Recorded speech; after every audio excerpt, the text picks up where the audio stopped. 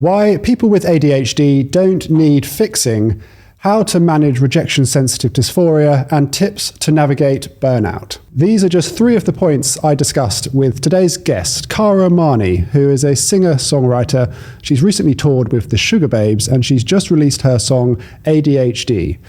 I hope you enjoy the episode.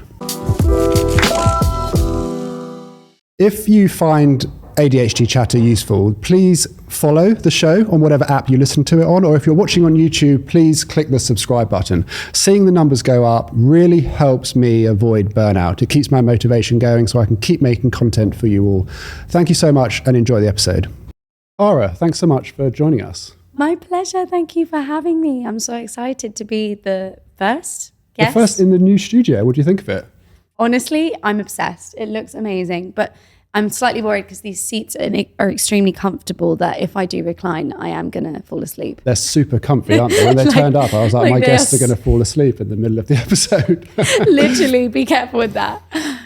I always like to start with the first question, with the same question. And that is, based on what you know about ADHD now as an adult, what's your earliest memory of showing ADHD traits?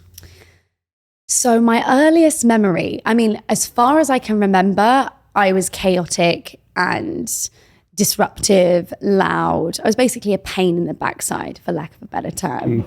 But I think at school, it was just, that's when I really knew that I wasn't quite the same as everyone else. I was extremely distracted. I couldn't focus in class. And I would do very silly things to attract attention.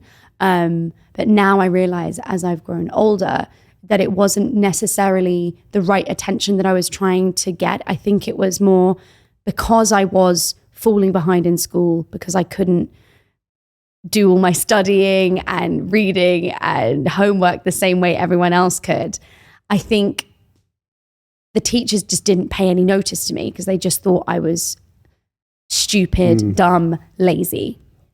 So I would just do very silly things in the middle of class. I'd just start like dancing on tables.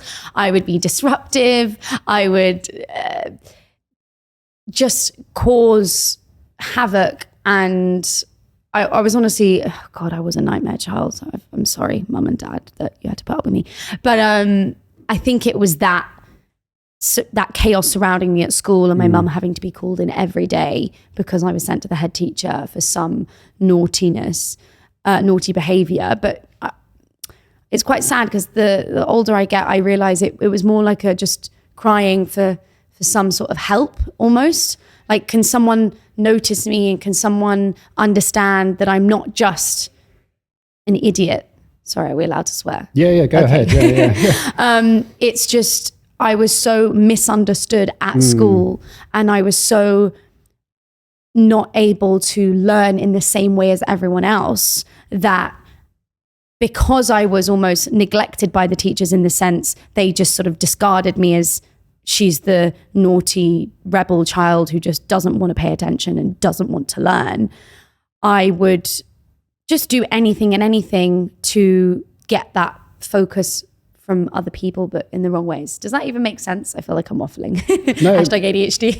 It makes total sense. And I've interviewed around 25 people now on this show, and they've all kind of said similar. Really? They've either said that they've lent into the hyperactivity and they've been quite problematic, which has got them into trouble, which is kind of what you described in yourself. Or there's the opposite side, which is the side that I relate to more, is the kind of internalizing it and perhaps just sat in class and daydreaming and not externalizing it. Do you think when you were acting out, do you think that it was because you were craving some kind of external validation? 100%. It was just wanting to be seen and to be validated by someone, because when you are considered the stupid child who is falling behind in all her exams, you want someone to sort of give you some validation, even if that's negative. Even if that was me being called into the head teacher's office, in a way it was like, okay, I'm being noticed. It's quite, I hate talking about it because I'm like, wow, it's sad that because of the lack of understanding from teachers, they had no awareness that I was ADHD. They just get the wrong impression. Whereas that's why with this song I've written, ADHD, I talk a lot about those feelings about, you know, feeling like I was put in a straitjacket when I was in my uniform, and all the misconceptions that the teachers and everyone around me had. Because really with this song, it's not about me or promoting myself. I'm literally trying to raise as much awareness as I can, because even if a few teachers understand and hear about it and actually what it's like, there'll be so much more, there'll just be a bit more care for students that don't necessarily understand how to learn in the way that most students do, if that makes sense.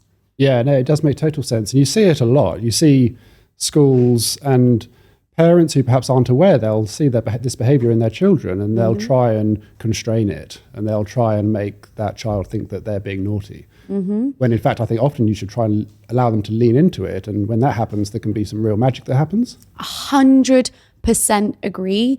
It's funny because I remember, I think it was like the 6th day in the row that I'd been called into the head teacher's office. I tore up somebody's artwork, which was really bad.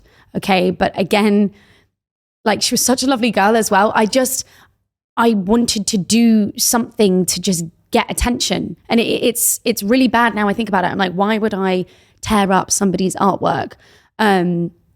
But again, it was just that someone focus on me, someone notice me. And it was the 6th day in the row that I'd been called in, and the teachers all kind of met with my mom, and they were like, you need to put her on something, give her Ritalin, try something so she can calm down, because she's like, we can't manage her. And my mum sat me down and she was like, right, this is what's happening. There's clearly a lot of issues at school. I don't want to label you as ADHD. I don't want to put you on medication, because I want you to be able to be yourself, in the sense I was always dancing and singing and acting and moving. And I think that's obviously part of the ADHD, is like, I'm very creative, but she didn't want that to be dumbed down by medication. So she asked me, she said, should we try this, or are you just completely against trying and seeing if that can work well with you and your body? So we did try it. We tried it for about a week. And honestly, from my personal experience, it was not fun.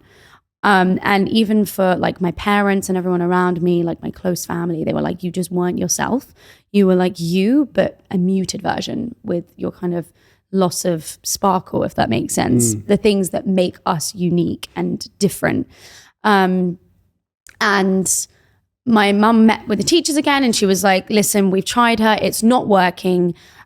So I think you're just going to have to learn how to try and deal and manage her behavior. And we'll speak about it at home. And the thing is, it wasn't that I was just naughty and crazy. It comes from a place. Rebel children, there's a reason why kids act a certain way. It doesn't just come from nowhere. And a lot of it is because you want to be seen, and you want to be, just, I don't know, I can't think of the right word, but you just want some sort of recognition in any way, shape or form, because either you're not getting that at home or at school, or at, within your friendship circle, which was another thing, because I couldn't form friendships. I really struggled because I think I was just too loud and too gregarious for some of the kids. They were just like, this woman is just a complete and utter just fireball, and we can't deal with it. So yeah, I'm waffling, but yeah, I think that's definitely where I understood that I'm not quite the same as the other kids in my class.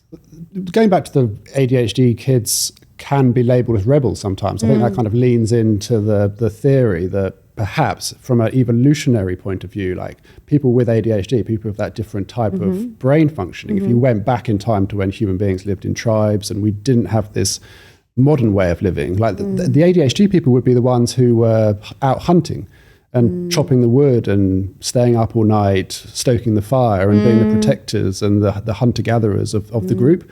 So now you come to modern day and suddenly the bits of our brain that makes us thrive in that environment, take someone like that and say, sit in a classroom or sit in an office 9 till 5 or this and that, of course we're going to struggle.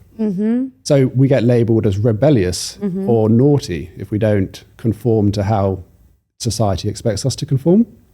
That's really interesting. I didn't actually know what you just said about that's where we thrive, but I understand it. And it's sad that the school system is created in a way that not all students can thrive in.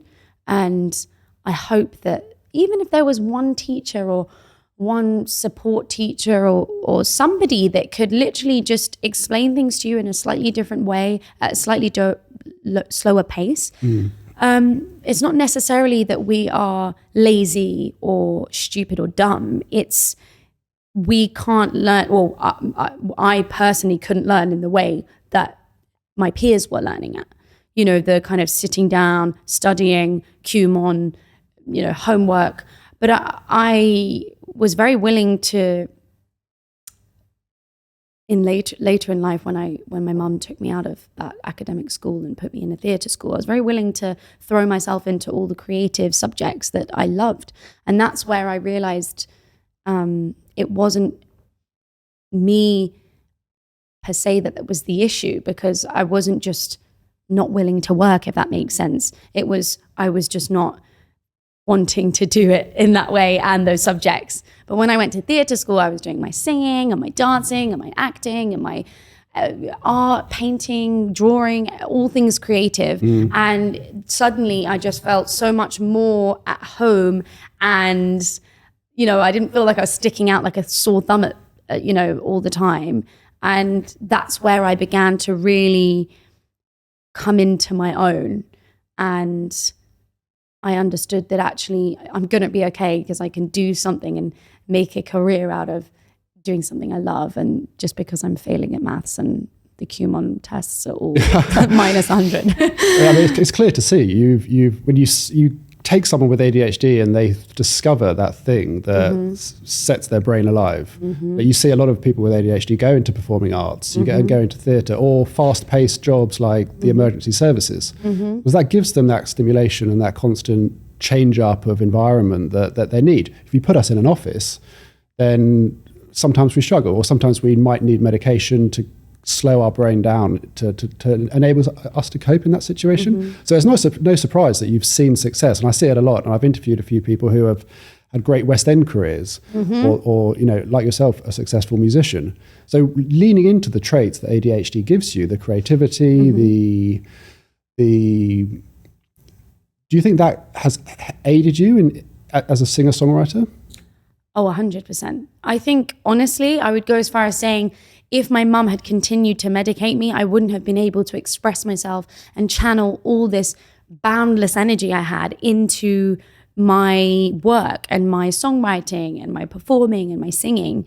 And that is not me, just a disclaimer, saying that I think everyone, you know, shouldn't be medicated, and that, you know, there's always, you know, your great things will come for everyone when they're not medicated. I understand that for some people, they cannot focus or function at all without medication. That's just my personal experience, that it didn't work for me.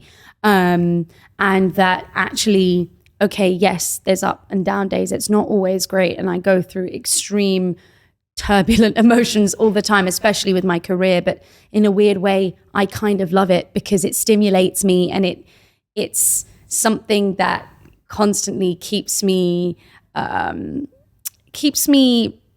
the word? Keeps me thinking about things, and just, my brain never stops.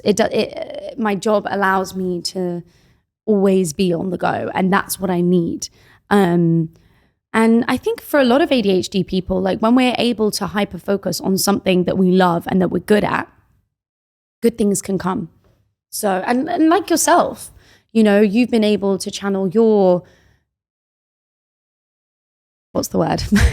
Your energies into something that you love doing, and you've done very well in that as well. So it just goes to show that actually we shouldn't all be labeled as just chaotic, rebellious children, and that actually if we're nurtured in the correct way, we were able to thrive in different ways. And yeah, we make the world a bit more interesting, I guess.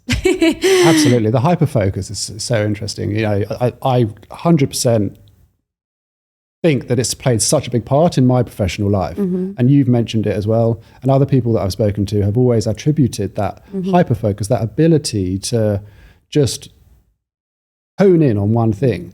And it's interesting because if a neurotypical person is listening and they might say, well, I can focus on something, but the hyperfocus is like it on steroids. You can't focus on anything else. It's like an obsession. It's like anything that I focus myself on, I will achieve. Like if I wanted to learn the whistle register when I was like 13, because I heard Minnie Riperton's song Loving You. I don't know if you know her, but she's an artist that inspires me a lot. And I really wanted to learn this whistle register.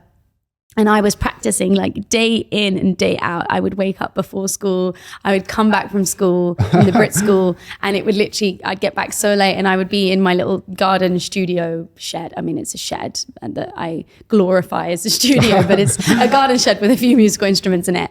And I would practice for hours and make sure that I got it down. I wanted to learn the splits. Anything that it's like we cannot focus on anything else until we achieve what it is that we want to achieve, whatever we're hyper focusing on, whether that's you want to be, you know, make the most amazing Victoria sponge cake or be incredible at decorating your house or painting or whatever it is. And I understand neurotypicals, even with some of my videos and my content, they're like, oh, I feel those things too, but we feel it in a more extreme way.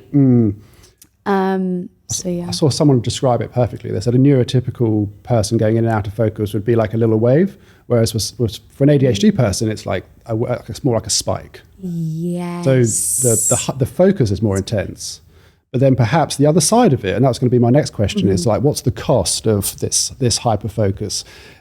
Do you think that when you are completely zoned in on something, other areas perhaps get neglected? 1,000%. My work social life balance is non-existent. This is about as much socializing I've done probably this year. I think there's definitely a cost to that. I think because my personality is so extreme, and I've got a highly addictive personality, hence why I've like never even touched a drug. I've never touched a cigarette. I've never touched like alcohol. Because I know that if I did like it, I probably wouldn't be able to stop doing it because I'm super addicted to things that I like or give me a sense of high, you know, performing. It works in a positive way as well. So like I love exercising and, you know, performing, that drug of when I'm on stage and people listening to me sing my songs and singing the songs back to me. Like I'm addicted to those feelings, which I think actually now I'm thinking about it, goes back to that childlike feeling of needing that external validation. Because I think all artists in a way are a little bit insecure in the sense, yes, we present as confident, but we constantly live for that validation of, oh, this song's doing well, people are loving it. And you're constantly putting your heart on a platter and then just like hoping people like it. And if people don't, you get really upset. But yeah, I guess that might have a link to that feeling of being unseen as a child in every way, because I didn't thrive in any of the subjects that I was supposed to thrive in at school, and now wanting to just shove my ability, my singing or whatever in front of anyone that will listen to me. But yeah, there's definitely a cost, and I think it's very hard to manage, you know, even relationships. I really struggle maintaining any sort of relationship, whether it's with a boyfriend or friends, because I get so bored so quickly because I need so much stimulation and excitement from so many things. So by the time I've like spent 6 months with this guy, I'm like, meh, he's boring me. I'm going to go on to someone else.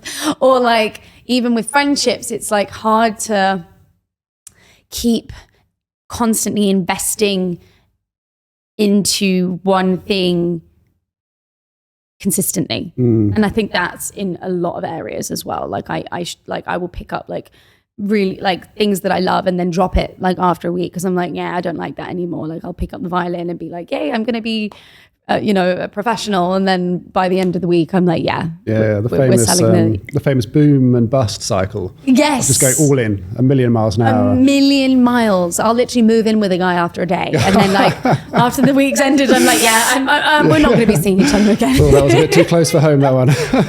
Literally, it's so chaotic at times. I don't know how I and anyone else deals with it, because it's a lot for us to process as well. I think as I'm doing things as well, I'm not quite understanding. I'm still processing things that happened last week or, even this morning. And then you realize and you're like, okay. And then you start having, I don't know, even this morning I did something embarrassing on the train. Well, it's not my own fault, but I fell fell into the train because I was running. Well, I thought I was running late, but actually I wasn't too bad. So, but now I'm going to be thinking I'm going to have that RSD for the rest of the day. Like, oh my God, what did that guy in the blue jacket in front of me think? And he probably thinks I'm a weirdo. We're just overthinking all the time. It's interesting you mentioned the RSD, and it was going to be a point that I brought up. When you release a song or you release something on social media and you see like a comment that isn't perhaps giving you the praise or anything positive, which does happen. Yeah, like all the time. How does Cara react when she sees something like that? I think, do you know what? It's quite funny because the irony of releasing ADHD, I've actually had the most backlash I've ever had. Like I thought I was trying to do something like that's raising awareness and bringing attention to something that's not so widely known.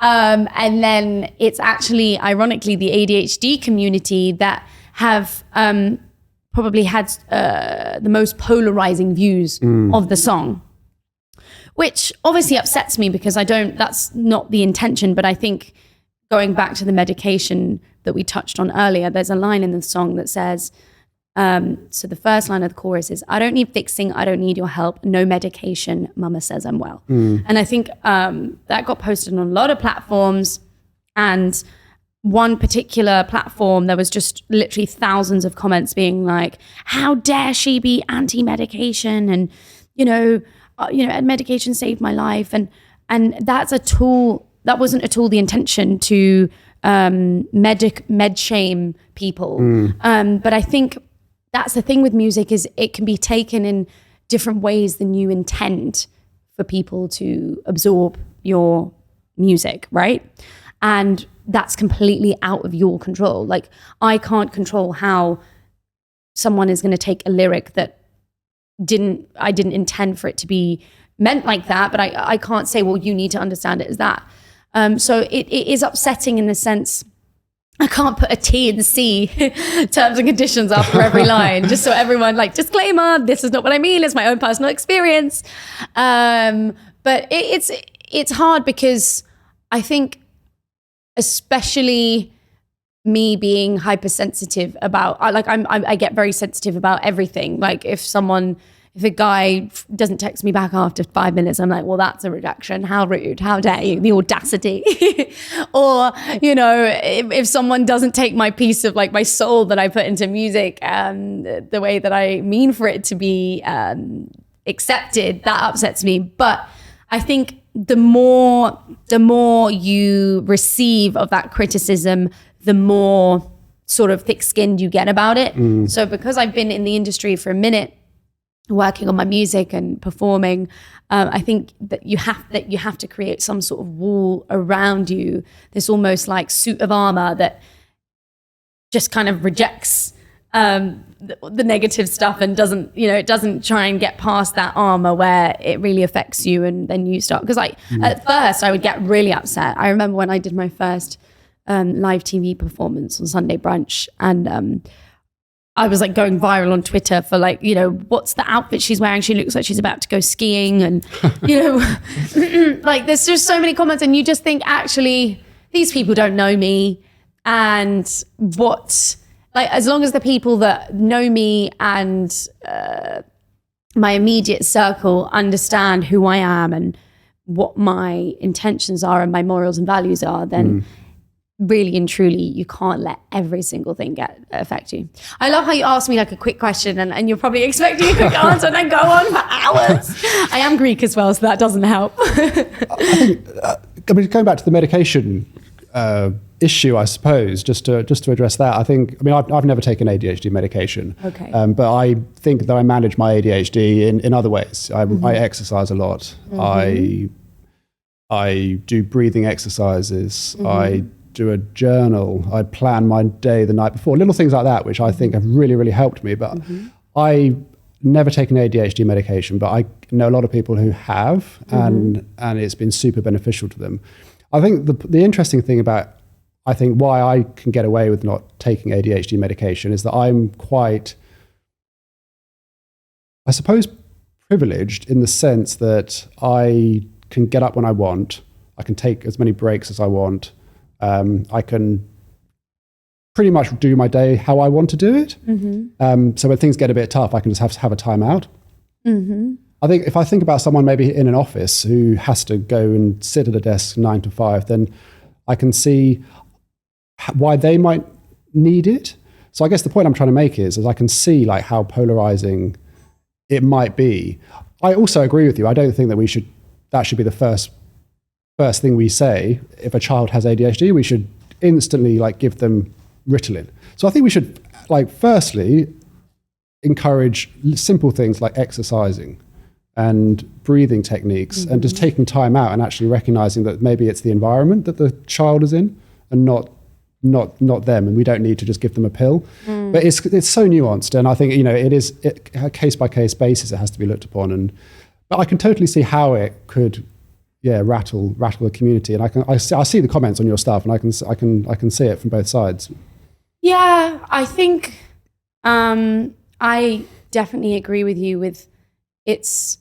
It shouldn't be the immediate first thought, this child's acting up, let's medicate the child. It would be so great to see even teachers, parents hone in on whatever that child likes doing. If he likes kicking a ball around the house, get him some classes to play football. If he loves like bashing on the drum kit, a lot of ADHD people actually play drums. A lot of people I met at Brit were ADHD as well, and I think it's because they're able to really use their brain in lots of different ways to get that stimulation physically, mentally. But I think if we create like what we're doing, which is having conversation, we're creating more just conversation around this topic that a lot of people don't understand, and this disorder that people just think, you know, oh, it's, you know, she's just wild and crazy, when actually if you take that child out of that environment and put them in an environment that actually they may want to be in, you'll see different symptoms and different like behaviors that aren't always negative.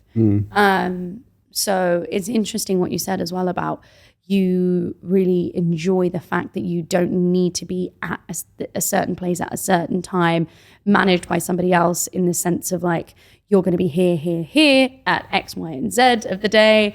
And that helps you because you're able to actually be like, okay, I've had quite a lot of stimulation. I might just take a little break. I might do this or do that. And I think that's something I feel as well, because I can't necessarily, I stress when I see so many things in my diary that I don't know if I can like move around or like tweak timing wise, because I'm like, it overwhelms me that I'm like, okay, I have to be, you know, active with my brain at this time. And what if I'm like not wanting to be that social, or like it's hard processing having rigorous schedules, which as an upcoming artist you do have. So yeah, I try and balance it out by like, you know, speaking a lot with my family, and I've tried a bit of therapy as well. I don't know if that helped, but I think it's always good to talk about how you feel with someone, whether that's a therapist or your mom or your friend, because then you're able to just get all your stresses and anxieties and worries off your chest. Definitely. Therapy is I think is amazing. It gives you that vent, that little almost like tap you can turn, and the pressure gets released a little bit. It might be a little bit or it might be a lot, but actually that could be the difference between somebody going into burnout or they maybe just avoid it and then they can carry on being their productive self. But whether, you know, therapy again is expensive, but just talking to people, like it's such a, it goes back to that advice about just, you know, just communicating and just having that, being able to let some of that pressure out and enabling yourself to not just bottle it all up. Because that's what I see a lot of people in the community. They're going through like an intense period of overwhelm or anxiety because they've got too much going on, or they've said yes to too many things because we're inherent people pleasers, right? Yes. So suddenly we've got too much going on and we don't ask for help. Yeah. And we try to commit to everything that we've signed up for. And we don't recognize the signs of burnout coming until, and I'll be honest, in my case, like I diverted to alcohol in those periods, but everyone's different. Everyone has their own outlet of... Exactly, yeah. And you come, if you're not careful, you can come crashing down. So I suppose my question is, do you recognize the signs of burnout looming in yourself? I have experienced burnout a lot because, especially for me, I find touring extremely intense. You know, I recently was supporting the Sugar Babes on their UK and European tour. And automatically, before I'm about to go on tour, I know that I'm going to suffer because it's just so rigorous, the schedule. You know, you've got a flight here, and then you're going to go to a radio station here, and then you're going to sing here, and then you're going to go and warm up, and then you're going to perform, and then after you perform, you've got to go to the CD stand and sign it. And as much as that excites me equally, I already know that so much energy is going to be like dispersed constantly, and it's kind of not a normal thing being like the subject and having all these people observe you. And it's like this weird dynamic of, yes, you get some energy, you obviously get energy back when you're performing, but it's such an outpouring of your like sacred, almost gold dust energy that when you're on stage, that you just like literally give everything you have, that after I kind of need a few days to recover from even one performance, but then obviously knowing that you then have to do that again and again in a different city, in a different, so I do know that, but equally I now have learned ways of trying to manage that. So for example, when I'm on tour, I used to, when I first supported, I think my first tour, I supported Rita Ora. And I was going out with the band after, we go to like clubs, and then we go to this bar and this party. And then I was like, wait, what am I doing? Like, I am now going to be knackered for tomorrow. I have to get up at 5 a.m. and I'm going to just be like completely burnt out. So now I am very strict that I go straight to my hotel room. I start like, you know, I'll read, or I'll call my mom, or I'll just, you know, do some meditation to try and give back some energy to the bank. So I'm not constantly spending. I look at myself as a bank, because I just think, how much have I spent of myself and how much am I putting back in? So I see the spending as like the outpouring of the, you know, the performing and doing the interviews and shows. And then I think, okay, what have I given back to myself? Have I spent time with myself? Have I spent time trying to process my thoughts? Have I been vocal resting? Have I been just savoring my energy and you know, in other ways? So yeah, it's just about trying to balance it. But the balance to me, I don't even know the meaning of the word. I just don't. There's no balance. So now, like when I'm on tour, like if someone utters like a bar, I'm like, I'm not going. I'm going to the hotel. I'm going to sleep. I will not have any fun with you. So yeah, it's a constant battle for me trying to balance things, everything. So that's my kind of thing I need to work on more. But I definitely think therapy, if you find the right therapist as well, it's got to be someone that you really connect with. I think it can be really life-changing, and even the difference between being medicated and not medicated, you know, because you might be able to tap into a different part of your brain that actually gives you that sense of calm by having a different outlet that you might not have in your home life. So yeah, you can send me the invoice later because you're my therapist for today. It's such good advice. It's just the basic stuff, I think, because there will be a lot of people listening who really struggle with burnout because they are really, really good at their job, but they don't know how to say no to things, or they overcommit and they get to that point where they crash and burn. And just the simple advice, like taking breaks, and that's something I'm doing a lot of work with in educating companies to. That's a really simple, like reasonable adjustment to give a staff member who has ADHD or autism. It's just actually letting them have like a 10-minute break either side of lunch break or whatever, or let them come in a little bit later, or a little bit earlier. And in your case, you know, it's just going back to that hotel room, or it's just saying no to that event after the show. And it's just giving us that opportunity to decompress and taking the foot off the pedal. Yes. Yeah. And the effects of that, I mean, it's such a simple thing, but that can really be like what it takes to change the course and to avoid the burnout and the consequences that come from there. 100%.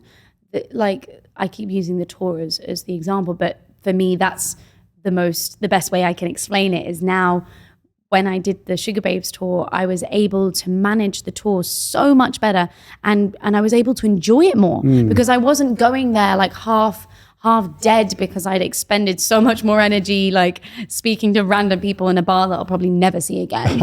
And I was able to actually have that extra moment, and even if it's an extra hour, like to just decompress and not have to give so much.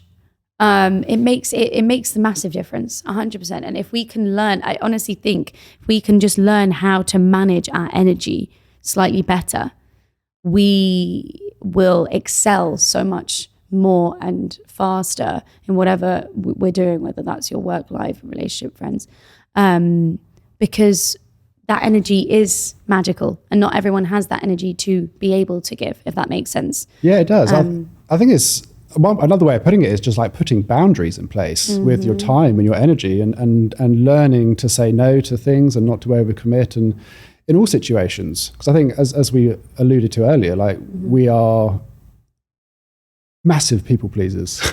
So we say yes to too much. And that often is the cause. We overcommit, that causes us anxiety, the quality of the work that we're doing goes down, and then we just go headfirst into burnout. But if we put those boundaries in place earlier on, and we say, I'm going to not, you know, if it's not a priority, I'm not going to say yes to it. And also that gives the confidence as well to set bigger boundaries in place later on. If you put little boundaries in place and you commit to those, that will actually give you like a self-esteem boost. That's such a good way of putting it. Because I think I've personally really struggled with saying no. You know, even if it's just that extra event after the show or the studio session, it makes such a difference. And if we're able to put into practice saying no to the smaller things, then we'll be able to say no to bigger things that might have a bigger impact on our mental health. And I'm going to actually take that. I'm going to write that down after. Learn to say no. Anyone ask me anything after this, you're getting a no, okay? N-O spells no. Just finally, Cara, I got a couple of questions from my community. They wanted to ask you personally. There's 3 of them. The first one, if you could go back in time to... with the knowledge that you have now with ADHD and speak to the younger version of Cara, what would you say to her?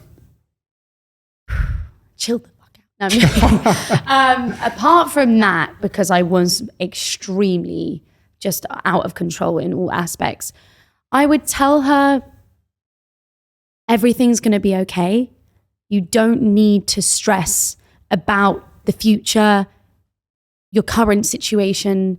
Everything will work itself out in the end. And I would tell her to not be so much of a pain in the ass, to be honest. But no, it really would be to just actually sit in myself and my feelings more and not feel so anxious about what's to come, if that makes sense. Yeah, totally. Love it. You're not broken. You don't need to be fixed. Yeah, because you spend so much time questioning yourself, your self-worth, what you're good at, what you're not good at, and you focus on the negative things, and then you think, oh, all my friends are going to be doctors and scientists and this and that and the other, and I'm just sat here just with another failed exam.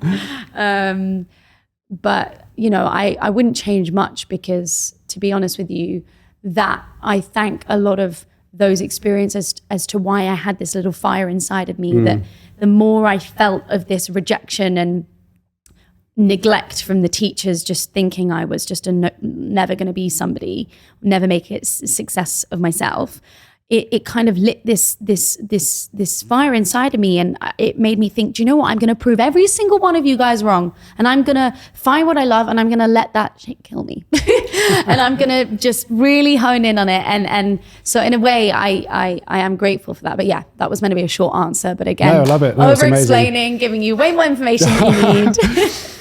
Next question. I'm a 46-year-old woman, recently diagnosed. I feel like I've spent my whole life masking. I'm taking off the mask and I don't know who I am. Have you got any tips for me to build my self-awareness and to reconnect with my authentic self? Wow. Big one. That's a big one. I think I would say to focus on, what do you like doing? Where do you spend your time and feel the most validated and at peace and happy? Do you like going and seeing your friends? Do you like reading your books? Do you like meditating? Do you like playing arts and crafts? Do you like pottery? What do you love to do? Because I think that's just the thing I would say to everyone is, find what you like doing and do more of it. You know, who do you like hanging around with most? Hang around with those people more. It's a sad thing to have got to 46 feeling so misunderstood, but so common. Yeah, it's so common, and that's why it's so important that you're doing what you're doing with this podcast and creating so much conversation about ADHD, because it just goes to show there's still so much work that needs to be done. But yeah, I would say that. And I would also say to not hate yourself and feel rubbish about yourself that for so long you've not been able to sort of take off that mask, because that's not your fault that you felt like that. That's society's issue, that they don't understand and have not been educated. And to be able to accept and understand that there are different people in the world. Yeah, no, love it. That'll be very, sorry, very I keep helpful. giving you really long answers. This is another thing I need to learn. As someone with ADHD, I was put in media training. It didn't work. Like, think before you speak. When you said too much, when you think you said too much, you've said way more than you need to say. Like, there was so many, and I can't. Even when you're speaking, I'm like, don't speak, don't interrupt, don't, like, it's so hard. Like, even now I'm struggling. I'm like, engage in everything he's saying. Yeah, what did he say? Like, it's like, I'm not just sat here just chilling, like, you know, peace. It's, I think that's another thing with ADHD is people don't realize that actually just normal interactions, like having meetings or like having a conversation with friends, you're not being rude when you're interrupting or stuff. It's just brain like goes a million miles an hour. So you start with one point, then you end up completely unrelated. I'm talking about giraffes drinking tea. For and you, how it makes sense. Yeah. I mean, I'm like, this makes so much sense, and then I'm like, wait, have I made my point? Like, just really quickly, last question: what's the most impulsive thing you've ever done? Ooh, most impulsive thing I've ever done. I met someone in a nightclub once, and he said, "Should we go to Paris?" And I just went with him. Just went. I didn't even know his full name, and I was like, "Let's go. Why not?" There's no danger risks attached to going away with someone you've known for all of 5 minutes. Yeah, that's probably the most impulsive thing I've done. Amazing. Was it fun? It was really fun. Yeah. Actually, we had a great time, and I didn't get killed. That's good. I'm here to tell the tale. Cara, thank you so much. Thank you. Thank you for having me. And they're like, literally, I went on a date the other day, and we went to this, like, it was a restaurant, but they had music. And for me, with music, it just sets up. I have to dance. I can't stop dancing when I hear, like, especially if it's my song, if my tune comes on. Are you the same? When a song comes on? Yeah, like, do you get the impulse to dance? Like, to move and just be like, you know. Normally end up embarrassing myself, yeah. Well, I'm not saying I don't embarrass myself. I did not say that. But I think he thought, because it was after I came back from the bathroom, and then Whitney's I Want to Dance with Somebody comes on, and I'm like, and he was like, "What have you taken in the bathroom?" And I was like, "What do you mean? I'd wash my hands." Like, so, and I was fully convinced he thinks that I'm on drugs.